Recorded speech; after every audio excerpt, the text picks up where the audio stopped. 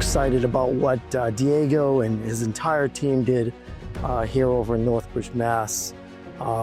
As you can see, we have this beautiful pool, and at one point the concrete was pretty broken. Diego came up with a great design. Actually, where we're standing right now, or sitting with the fire pit, there used to be a massive tree here. It's probably about, I don't know, 15 feet high or so, maybe 20 feet high, and just absolutely was incredible to work with Diego. Had a chance to go see some of the opportunities, the different pavers that were available to us, and to really walk through the process from beginning to end. Diego was always there on top of things, a very assertive and forefront with what he was looking to do, strong with his communication, and then the team in general was just a delight to work with, just absolutely wonderful, to say the least.